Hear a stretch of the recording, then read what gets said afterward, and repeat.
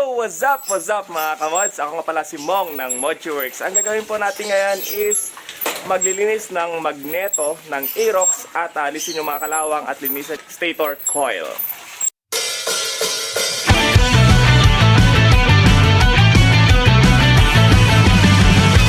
Pag-uusapan natin ngayon is bakit natin nililinis ang magneto at stator ng Aerox. Ano-ano ba yung mga issue na na-encounter natin kapag nangangalawang yung magneto at yung stator? Isa rin pong cause yan ng error 12. O kung minsan yung mismong socket niya nababasa, yun po at nasusunog, yun yung error 12. Kung bumabagsak yung mismong voltahe ng ating mga motor o hindi nag-stable yung bigay ng kuryente, ang sala rin po dyan is stator natin kasi ang nagbibigay, nagsusupply ng kuryente sa mismong motor, yung stator coil natin at yung magneto. Kung marumi po yan at may kalawang, nagkaka-issue rin po yan sa mismong charging system ng ating motor. Bakit ba nangangalawang? Ang bakal kasi nasa submerge sa heat tapos nababasa. Yan, doon po nagsisimula ang kalawang. Dahil ang magneto naman natin is all metal.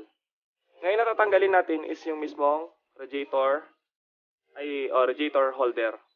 Radiator holder. Yan.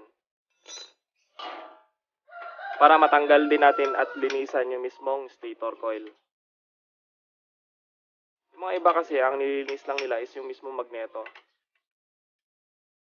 Ang stator din po is nakakalawang. Kung kapit na sa kalawang at hindi na matanggal ng simpleng liha, gagamit po tayo ng rust converter. Bababaran po natin siya ng rust converter. Ang gamit naming liha sa magneto is 360 na lang. 360 na liha. Tapos pipinturahan natin siya ng high resistant, heat resistant paint. Sa pagbabaklas naman ng magneto, make sure na cold to touch na siya o yung hindi gaano sobrang init. Dahil kapag sobrang init, nabubungi po ang tornilyo dahil nag-expand ang bakal. Kapag lumamig ang tornilyo at binalik natin, mapapansin natin mahirap nang ibalik. Mahirap na ibalik. Yun ang pagsisimulan ng loose thread. As much possible, palamigin nyo ng gusto yung makina bago nyo tanggalin yung magneto. Ngayon, na-access nyo na yung mismong magneto. Ang tatanggalin naman nating sunod is yung mismong fan. Kapag tanggal nito ay bibiglain lang. Bibiglain.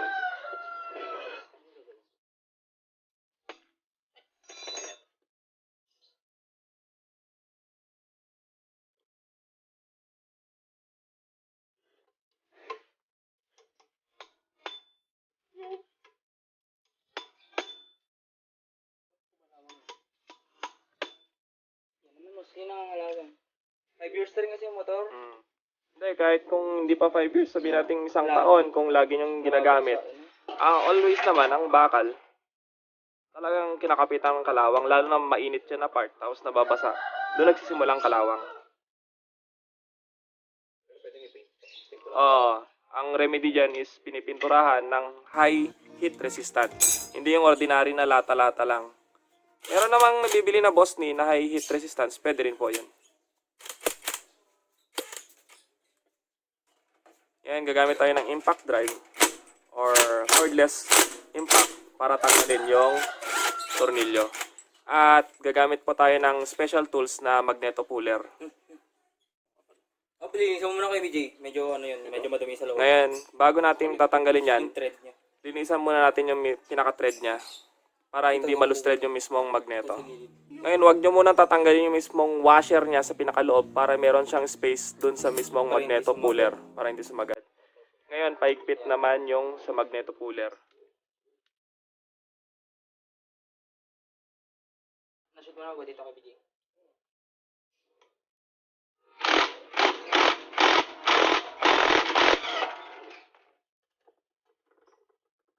Uy! Ayan. Papansinin akin niya. Papansinin niya yan. Alikabok at mga rebaba ng mga buhangin. Kapag yan hindi natin nalinisan, gagasgas yan at pupudpurin. Pupudpurin naman niya yung mismong stator coil natin.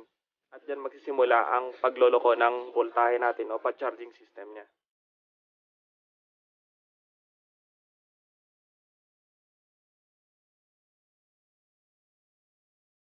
Ay, nililinisan din natin yung stator niya. Kung nililinisan natin yung magneto, syempre linisan na rin natin yung stator. Hindi lang naman ito yung nakangalawang, pati yung stator. Yung tatlong wire dyan na may puting socket, yan yung nagkakos minsan ng error 12 kapag nababasa. Ang ginagawa naman ng mga ilan is binabalutan nila ng goma at electrical tape. Pero ang hindi nila alam, mas lalong nagkakos yun ng error 12 dahil nagmo-moist naman yun sa loob.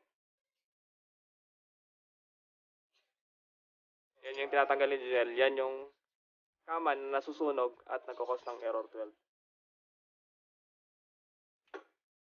Ayan. Tulad nito. Dumi na siya. Hindi, may sunog na rin. Ayun.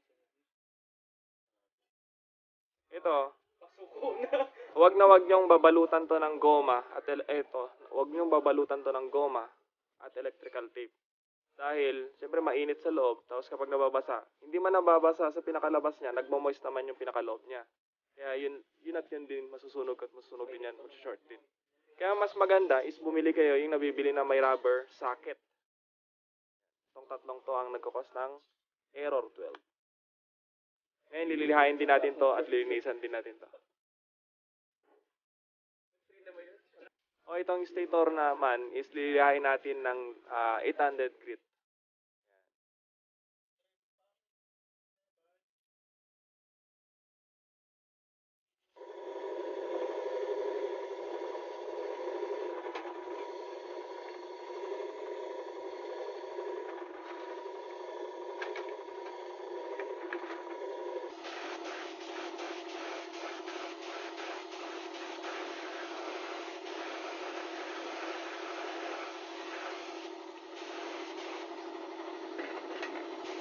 Okay mga kamads, natapos na rin natin siyang pinturahan ng high heat resistant paint.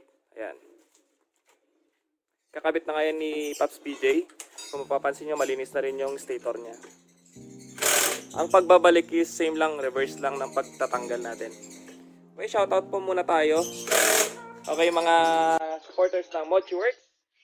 Shoutout kay Nyanyo Amin, Mark Stephen Talanya, Rokito, Ordinas TV, Mikel Narazaria, okay, RJTV, Joseph Patrick Santillan, Melchor Jr. Narca, shoutout din kay GM De Los Santos, shoutout din kay Frets Amkuray, shoutout kay Jordan Dalida, Kale Cordova, kay Ma'am Marces Cristin, Ma'am Crizing Gascon, Jose Patrick Santillan, Alvin Dewan, Michael Balog, Fernando Wajes, J. Genov, Kayamoto Vlog PH. Shoutout din kay Harold Santiago, Will Magbanwa TV, Ratcher Alwad, Team 1G. Shoutout. Mga kamads, kasama po natin pala dito ang admin ng CV Courier or Cagayan Valley Courier. Hello po, ako ang admin ng CV Courier. Sa mga gusto po magpa-deliver around Tugigaraw or nearby town, kontakin nyo lang po kami sa CV Courier Delivery Services. At syempre, kung may natutunan kayo kahit papano, huwag nyo sanang kalimutang mag-subscribe and hit the notification bell para sa mga updated videos ng MochiWorks. Syempre, huwag mo rin kalimutan, pasabugin mo yung like button at share mo rin. Salamat! Hanggang sa muli. Eh, paano ba? Pumutangin na.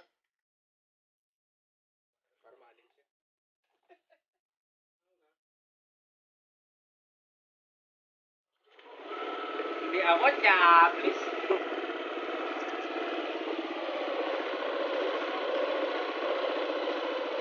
Besito! Di dun? Suksok mo yan dyan, oh. Pero mamaya may balik, wala pa yung ano niya eh. Yung, ito, Mali pala panel.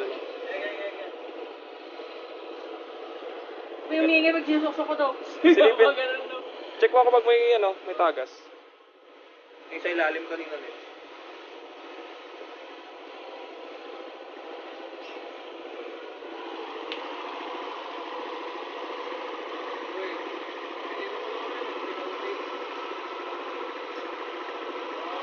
Okay yun. Okay.